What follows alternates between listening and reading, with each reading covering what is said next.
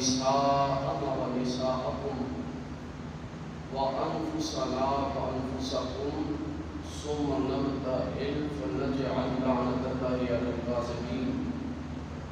صدق الله مولانا العظيم. وفي مقام آخر إن الله وملائكته يصلون على النبي يا أيها الذين آمنوا صلوا عليه وسلموا تسليما. سارے محبت کے ساتھ مل کے بآواز بلند الصلاۃ والسلام علیک یا سیدی یا رسول اللہ وعلی آلک و اصحابک یا سیدی یا حبیب اللہ. پہ پڑھ لیں الصلاۃ والسلام علیک یا سیدی یا رسول اللہ. امام یوسف نبہانی علیہ الرحمہ نے اپنی شرافہ کتاب کے اندر ایک روایت ذکر فرمائی ہے. آپ فرماتے کہ کریم مصطفیٰ صلی اللہ علیہ وسلم نے فرمایا الصلاۃ حجاب حتی یصلی علی النبی وعلی آلہ صلی اللہ علیہ وسلم. آپ نے فرمایا کہ دعا اور نماز اس وقت تک حجاب میں رہتی ہے جب تک محمد اور آل محمد پر درود نہ پڑھا جائے. سارے پڑھیں الصلاۃ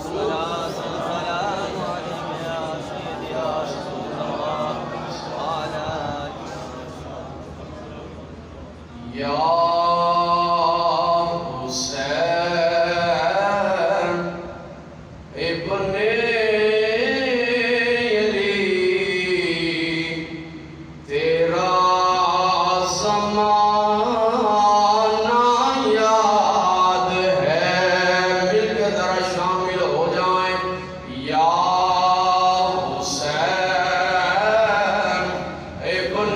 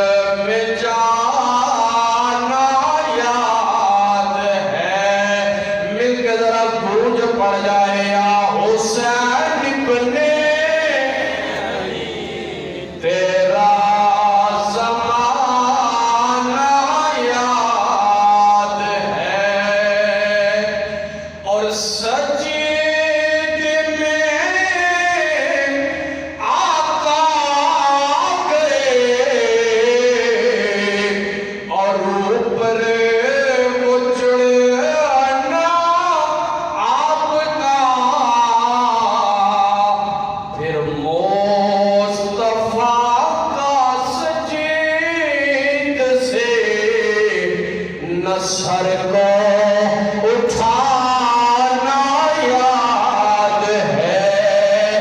پھر مصطفیٰ کا سجید سے نہ سر کو اٹھانا یاد ہے. یا حسین ابن علی تیرا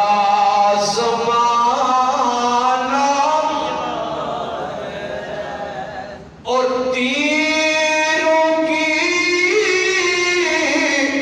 برسات میں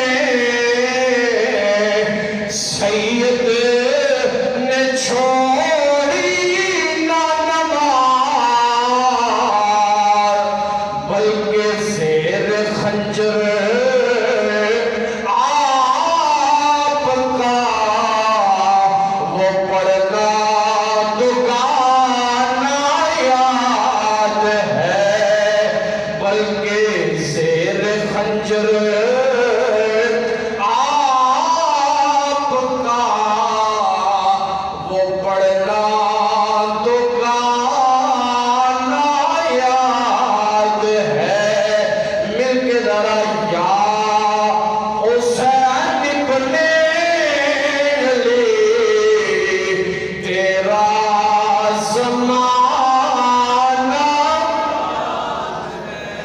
اور حضرت اصغری کا وہ تیر کھانا گود میں اور نہر پر عباس کا وہ بازوق دانا یاد ہے، یا حسین ابن علی تیرا زمانہ یاد ہے۔ اور بڑا قابل توجہ شعر، نسبت تیری قرآن سے ہے نعت کے قرآن تو چڑھ گنے سے پہ تیرا قرآن سنانا یاد ہے، چڑھ گنے سے پہ تیرا قرآن سنانا یاد ہے۔ آخر میں ایک ہی آواز آئی، یا حسین تیرا زمانہ یاد ہے، اور چھوڑ کر تابا تیرا کربل میں جانا یاد ہے۔ اللہ جل مجدہ اعظم شانہ و اتم برہانہ کی حمد و ثنا کے بعد بارگاہ رسالت پناہ صلی اللہ علیہ وسلم میں اور بارگاہ حسینیت میں اپنی عقیدتوں کے محبتوں کے ارمغان پیش کرنے کے بعد جمیع حاضرین و ناظرین، اللہ کریم کا بے حد و بے حساب انعام و اکرام ہے، جس نے مجھے اور آپ کو ایک مرتبہ پھر جمعہ المبارک شریف کی بہترین اور نورانی صاحب سے بہریا فرمایا۔ میں آج اس خطبہ جمعہ شریف میں چند باتیں فقط مناقب اہل بیت کے حوالے سے عرض کر کے اپنی گفتگو سمیٹوں گا اور کوشش کروں گا اپنی گفتگو کے ضمن میں صحابہ اور اہل بیت دونوں کو ضم کر دیا جائے، اہل بیت کا بھی ذکر ہو جائے اور ساتھ حضرات صحابہ کرام جو آسمان ہدایت کے روشن ستارے ہیں ان کا بھی ذکر ساتھ ہو جائے۔ میں نے قرآن مجید کی جو آیہ کریمہ تلاوت کرنے کا شرف حاصل کیا، توجہ کیجیے، اللہ نے قرآن میں فرمایا فَمَنْ حَاجَّكَ فِيهِ مِنْ بَعْدِ مَا جَاءَكَ مِنَ الْعِلْمِ، فرمایا میرے محبوب کتاب اللہ کے علم کے آ جانے کے بعد بھی اگر یہ عیسائی تم سے جھگڑا کرے فَقُلْ، تو پھر تم یہ کہو، توجہ کیجیے، فرمایا کتاب اللہ کے علم کے آ جانے کے بعد اگر یہ عیسائی پھر بھی معاندانہ روش سے باز نہ آئے تو پھر انہیں یوں کہو تعالوا ندعو ابناءنا وابناءکم، آ جاؤ پھر میدان میں، ہم بلاتے ہیں اپنے بیٹوں کو اور تمہارے بیٹوں کو، وَنِسَاءَنَا وَنِسَاءَكُمْ، اور اپنی عورتوں کو اور تمہاری عورتوں کو، وَأَنفُسَنَا وَأَنفُسَكُمْ، انفسکم، اور اپنے آپ کو اور تمہیں، ثم نبتہل، پھر اللہ کی بارگاہ میں التجا کرتے ہیں، فنجعل لعنۃ اللہ علی الکاذبین، پھر دیکھتے ہیں کہ جو جھوٹا ہوا اللہ کی اس پہ لعنت ہے۔ اس آیے کریمہ کا پس منظر ذرا عرض کر دوں۔ نجران کے عیسائی آقا علیہ السلام کی بارگاہ میں آ کر سوال کیا، یا رسول اللہ، جناب عیسیٰ کے بارے میں آپ کا کیا عقیدہ ہے، کیا نظریہ ہے؟ آقا علیہ السلام نے فرمایا، عیسیٰ اللہ کے بندے ہیں، اللہ کے رسول ہیں، جو کواری مریم کی طرف القاء کیے گئے، بغیر باپ کے پیدا کیے گئے۔ عیسائیوں نے جب یہ بات سنی کہ عیسیٰ بغیر باپ کے پیدا کیے گئے اور یہی عقیدہ محمد عربی کا ہے، تو عیسائی ذرا غصے میں آئے، جذباتی ہو گئے، کہنے لگے، اے محمد، کیا آپ نے کبھی بغیر باپ کے انسان دیکھا ہے؟ ایسا انسان کہ جس کا باپ نہ ہو، بغیر باپ کے انسان ہو، آپ نے کبھی دیکھا ہے؟ آقا نے فرمایا، ارے ظالموں، یہ تو صرف بغیر باپ کی بات ہے۔ حضرت آدم بغیر باپ اور ماں کے پیدا کیے گئے ہیں، ان کے بارے میں تمہارا کیا عقیدہ ہے؟ عیسائی برابر آقا علیہ السلام سے جھگڑا کرتے رہے، باز نہ آئے۔ اللہ کریم نے قرآن میں وحی نازل فرمایا، میرے حبیب، یہ ایسے سمجھنے والے نہیں، انہیں مباہلے کا چیلنج کر دو، مناظرے کا چیلنج کر دو۔ یہاں سے ایک لطیف نقطہ سمجھ آیا، کتاب اللہ کے علم کے آ جانے کے بعد بھی جو دلائل قرآنیہ کی روشنی میں نہ مانے، اسے پھر مناظرے کا چیلنج دینا چاہیے۔ یہ آقا کی سنت ہے۔ اللہ نے فرمایا، میرے محبوب، انہیں مبالغے کا چیلنج کر دو۔ آقا علیہ السلام نے عیسائیوں کو مبالغے کا چیلنج کیا۔ عیسائیوں نے کہا، ہمیں کل تک کا وقت دیجئے، اس لیے کہ ہم اپنے سب سے بڑے پادری صاحب الرائے شخص صاحب کی سے مشورہ کر لیں۔ آقا نے فرمایا، ٹھیک ہے، تو مشورہ کر لو۔ انہوں نے اپنے سب سے بڑے پادری سے مشورہ کیا، تو ان کا جو سب سے بڑا پادری تھا، اس نے کہا، بات یہ ہے کہ تمہیں پتا ہے کہ یہ اللہ کا سچا نبی ہے، تمہیں پتا ہے کہ یہ اللہ کا سچا نبی ہے، اور اس کی صداقت اس کے چہرے سے نظر آ رہی ہے، اور میں تمہیں یہ کہتا ہوں، اگر تم نے اس نبی مرسل سے مناظرہ کیا، اللہ کی عزت کی قسم، سارے تباہ اور برباد ہو کے رہ جاؤ گے۔ عیسائی بارگاہ مصطفیٰ کی طرف چلے، آگے سے آقا علیہ السلام تشریف لا رہے تھے۔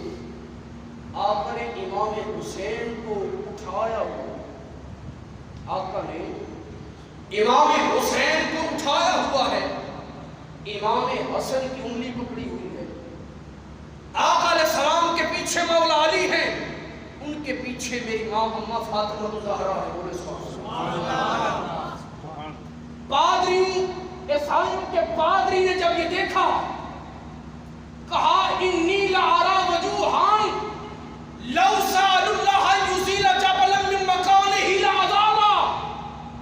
او عیسائیوں، میں نے ان چہروں پر ایسا نور دیکھا ہے، اللہ کی عزت کی قسم، اگر یہ پانچ مل کر اللہ کی بارگاہ میں دعا کرے اور دعا میں یہ مانگے، مولا یہ سارے پہاڑ اپنی جگہ سے ہٹا دے، اور ان کے ہاتھ نیچے بعد میں ہوں گے، رب ان کی دعا کی برکت کی وجہ سے پہاڑ پہلے ہٹا دے۔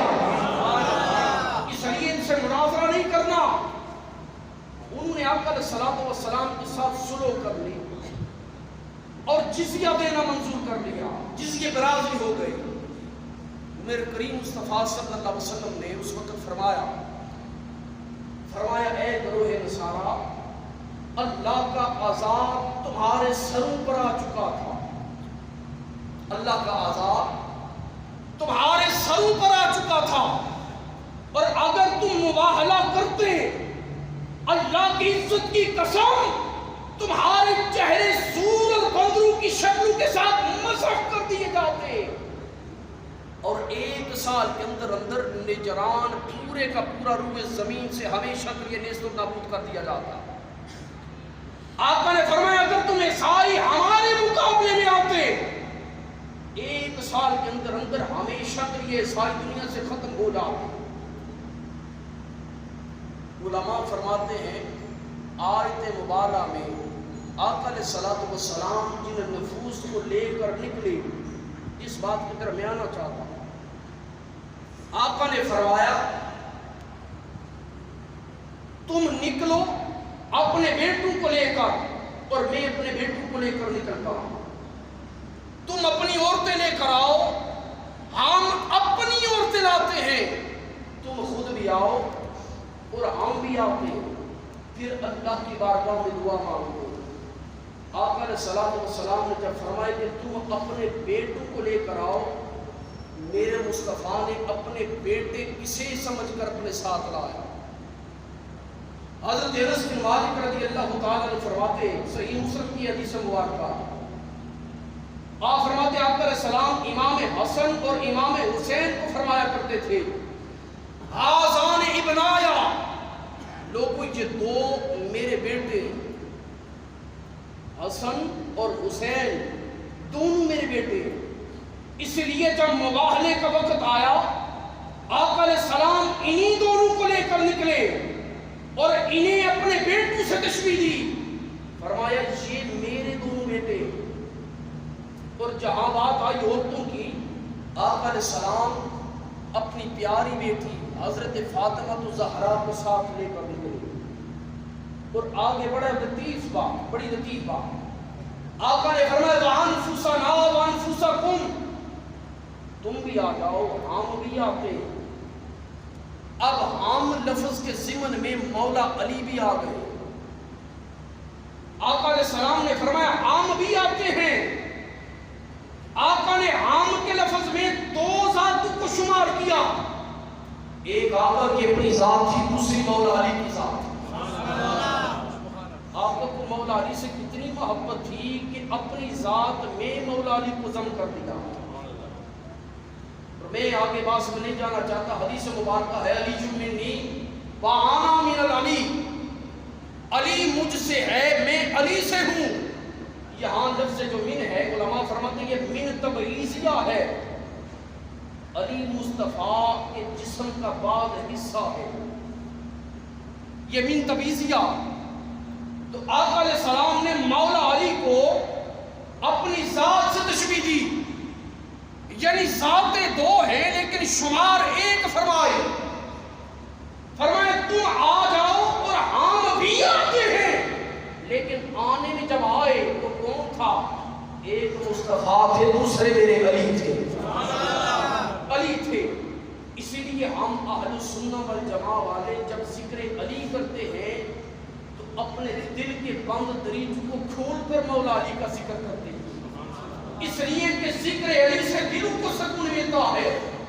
اور آقا علیہ السلام نے فرمایا تھا علی تیری محبت کسی منافق کے سینے میں نہیں آ سکتی، اور تیری نفرت کسی مومن کے سینے میں نہیں آ سکتی۔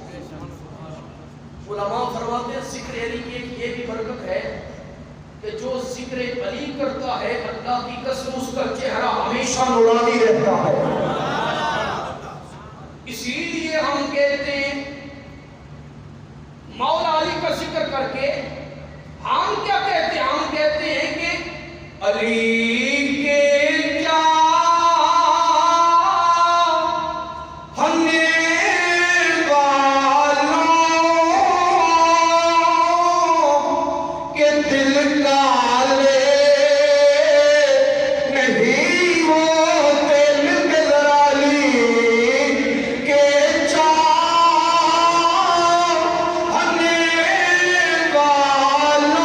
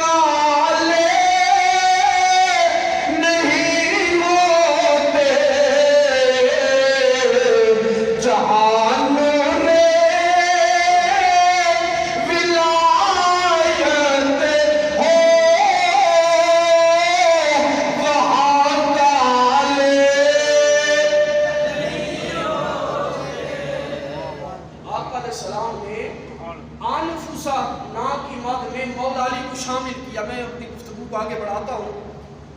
آقا علیہ السلام نے انفسا نا کی مد میں مولا علی کو شامل کیا.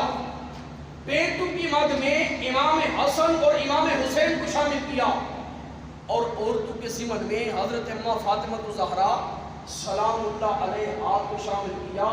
اور اگر جامع ترمذی سنن ترمذی کی طرف رخ کیا جائے, امام ترمذی فرماتے ہیں کہ جب آقا ان چاروں کو لے کر چل رہے تھے, ساتھ دعا فرما رہے تھے, اللہم ہؤلاء اہل بیتی, میرے اللہ یہ میرے گھر والے ہیں, اللہ یہ میرے گھر والے ہیں, جن کے بارے میں اللہ نے قرآن میں فرمایا ہم نے ان گھر والوں سے ہر قسم کی گندگی کو ہمیشہ کے لیے دور کر دیا. اب فضائل اہل بیت کی طرف آتا ہوں, چند باتیں عرض کر دوں. جو لوگ پنج تن پاک کا ثبات کرتے ہیں اور نعرہ پنج تن پاک لگاتے ہیں, وہ اسی آیت سے استدلال کرتے ہیں. آقا مناظرے کے لیے گئے, ساتھ کتنے تن تھے بھئی؟ 4. 5ویں میرا مصطفیٰ, بولو سبحان اللہ. آقا مناظرے کے لیے گئے, 4 تن تھے آقا کے گھر والے, 5واں تن تھا مصطفیٰ کا. آقا نے فرمایا سنیا یہ ہیں گھر والے. علماء فرماتے ہیں وہ جو کہتے ہیں پنج تن کا, وہ اسی سے ثابت ہے. ایسا پتہ چلا پنج تن پاک کا نعرہ یہ کوئی غیر شرعی نعرہ نہیں, یہ آج کی ایجاد نہیں. آقا علیہ الصلوۃ والسلام اپنی مبارک زبان پاک سے اس کا ثبوت ہمیں دے کر جا رہے ہیں. اب آئیں احادیث کی طرف چلتے ہیں. پنج تن پاک کے نام سے 5 حدیثیں آپ کی سماعت کی نظر کروں گا.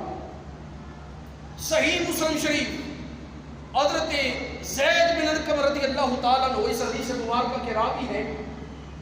آپ فرماتے ہیں کہ آقا علیہ الصلوۃ والسلام مقام جحفہ میں کھڑے ہوئے, غدیر خم کے پاس ایک جگہ کا نام.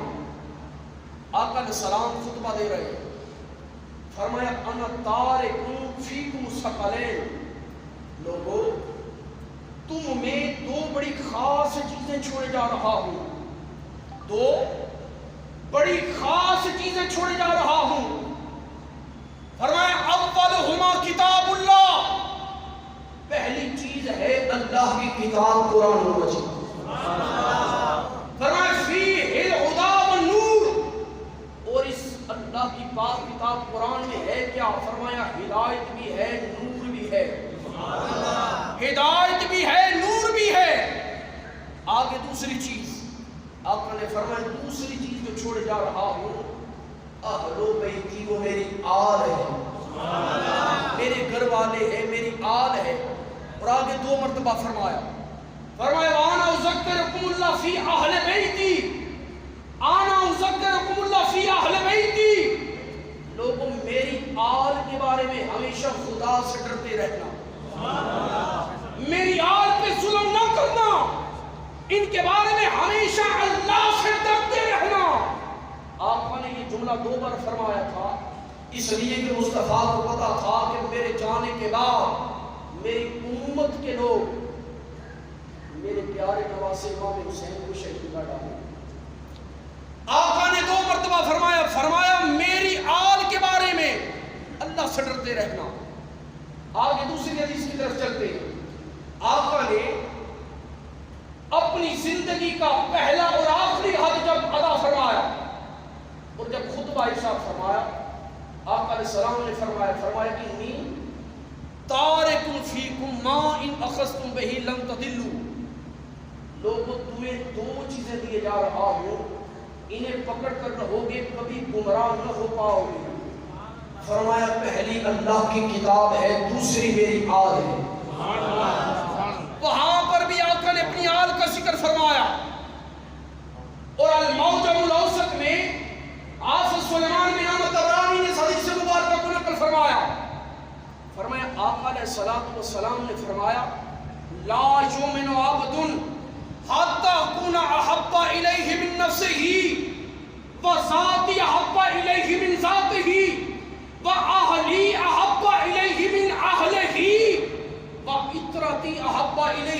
آتے ہی او کما قال علیہ السلام، آقا نے فرمایا اللہ کی عزت کی قسم تم میں سے کوئی بندہ اس وقت تک مومن نہیں ہو سکتا جب تک میں محمد اس کی ذات سے زید اسے محبوب نہ ہو جاؤں۔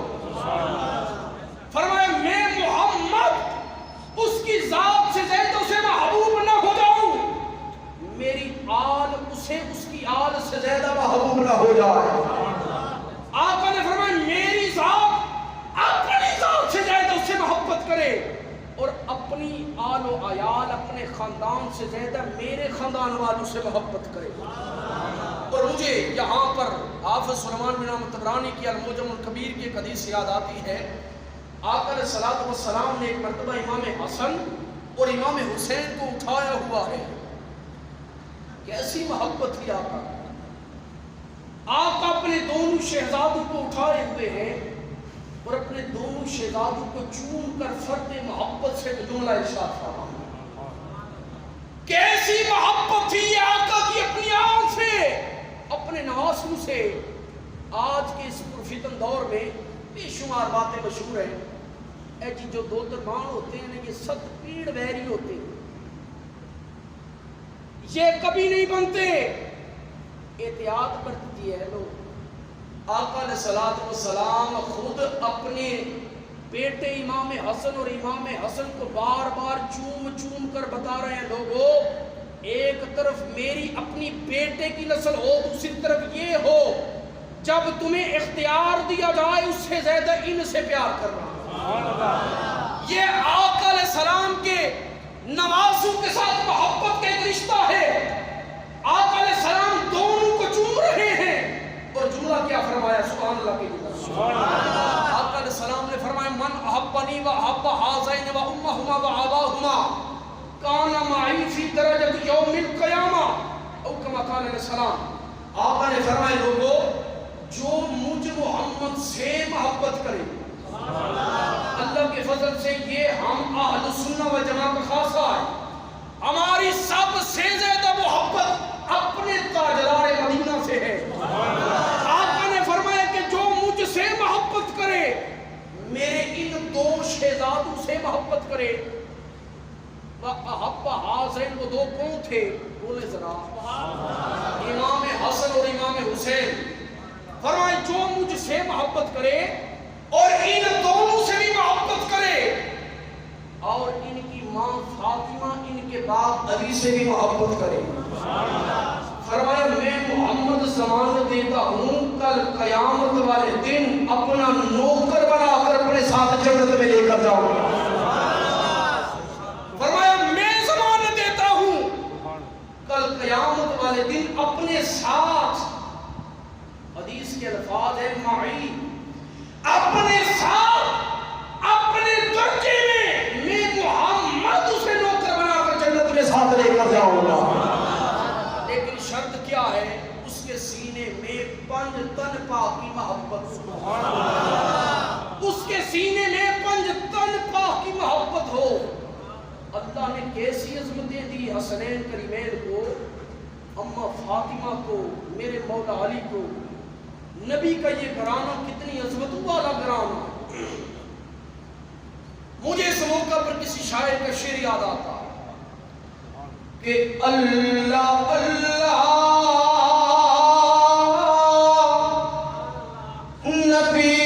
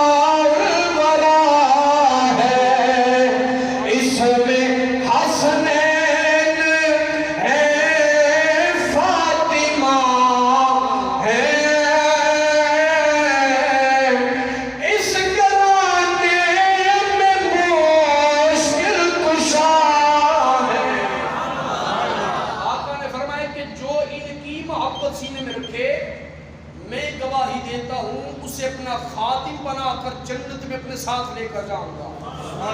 آگے بڑھیے.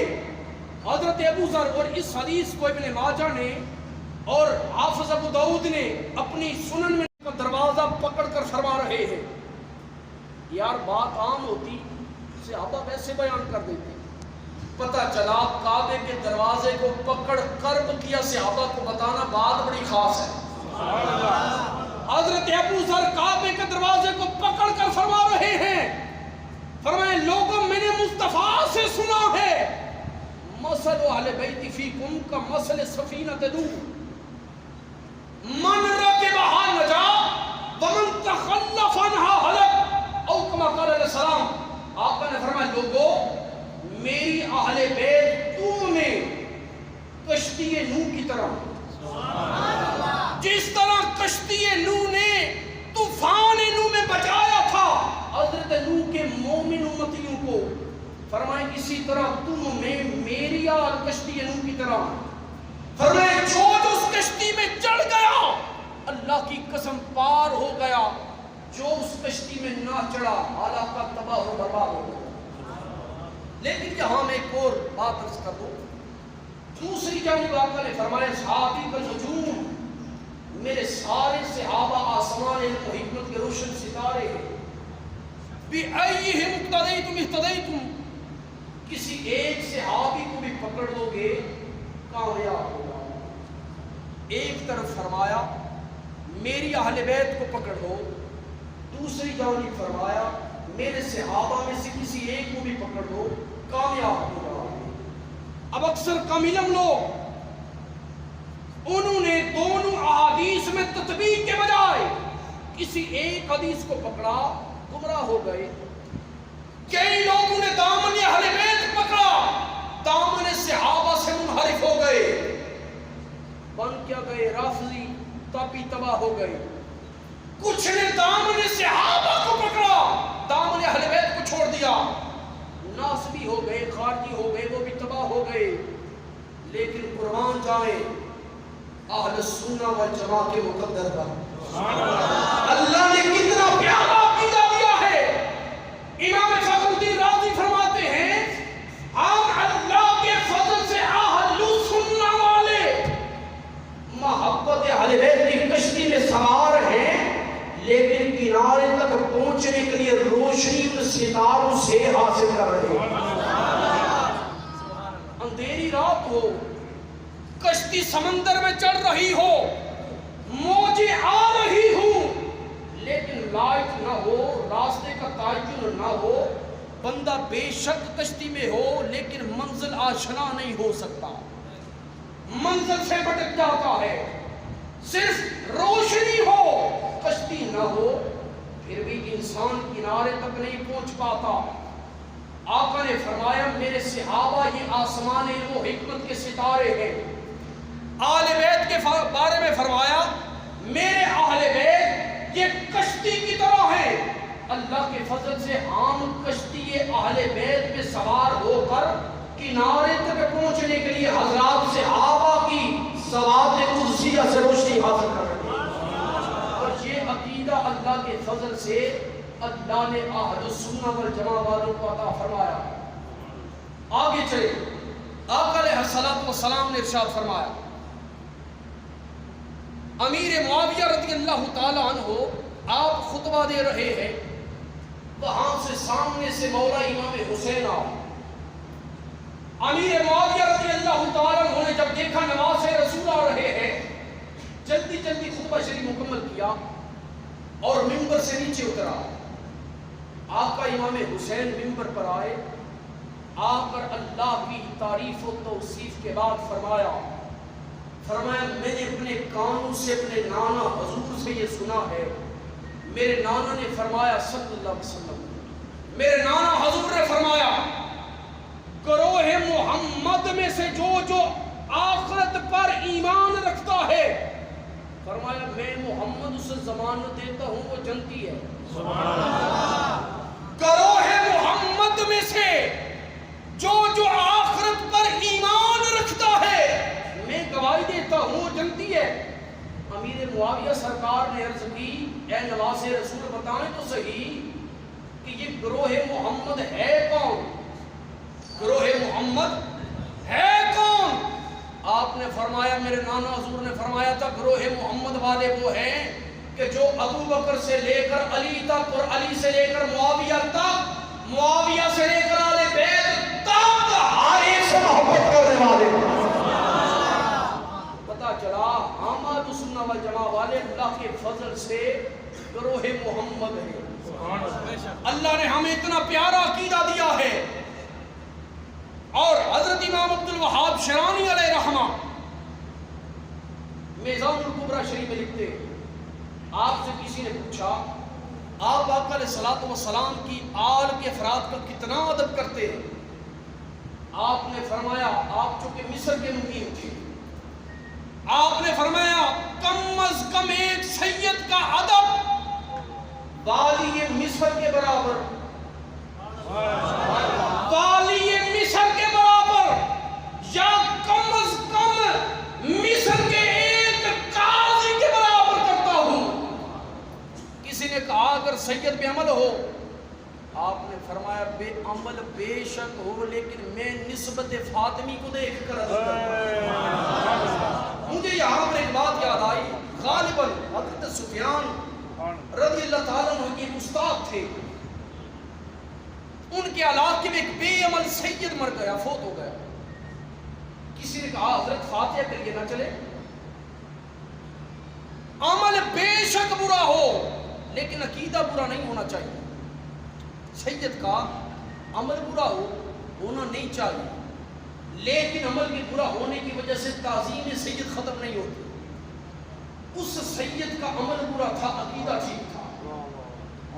آپ کے استاد آپ کی بارگاہ میں جب کہا گیا حضرت فاتحہ کے لیے نہ چلے، آپ نے فرمایا بے عمل تھا اس لیے دل نہیں مانتا۔ رات کو سوئے، قسمت کا ستارہ جاگا، خواب میں مصطفیٰ کریم کی زیارت نصیب ہوئی، ساتھ میں اماں فاطمہ زہرا بھی آئی۔ مصطفیٰ کریم علیہ السلام نے دیکھا، لیکن اماں فاطمہ نے دیکھ کر چہرہ پھیر لیا۔ تو اللہ کا وہ ولی رونے لگا، کہا مائی صاحبہ کیا غلطی ہو گئی؟ کہا کیا ہمارے بیٹے کی تعظیم کے لیے ہماری عزت کافی نہ تھی؟ ہماری نسبت کافی نہ تھی؟ میری ذات کافی نہ تھی جو میری نسبت کی وجہ سے تو میرے بیٹے کی عزت کر لیتا؟ اللہ کے اس ولی کا اس کے بعد یہ معمول بن گیا، سید ہو، نوبت جب تک اس کے عمل کی حد کفر تک نہ پہنچے، اس اللہ کے ولی کا یہ اصول تھا، ہمیشہ سید زادے کا احترام آخری حد تک کیا کرتا۔ محرم الحرام شریف کا یہ مبارک مہینہ بھی ہمیں یہی درس دیتا، اللہ کے محبوب کی مبارک آل کے دامن کے ساتھ ہم سارے وابستہ ہو جائیں، اس آل کی محبت کی کشتی میں سوار ہو جائیں، اس آل کی جو دامن وفا ہے اس کے ساتھ وابستہ ہو جائیں، آقا علیہ الصلوۃ والسلام کی آل کے دامن کو مضبوطی سے تھام لیں، تب کہیں جا کر میرا اور آپ کا بیڑا پار ہو سکتا ہے۔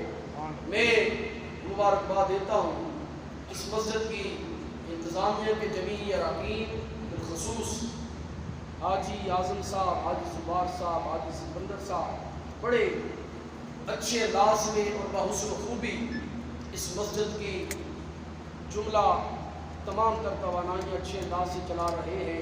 اللہ تعالیٰ ان کا یہ نظم و نسق مزید سلامت رکھے، جو کہا سنا چند باتیں کہی، اللہ تعالیٰ عمل کی توفیق عطا فرمائے۔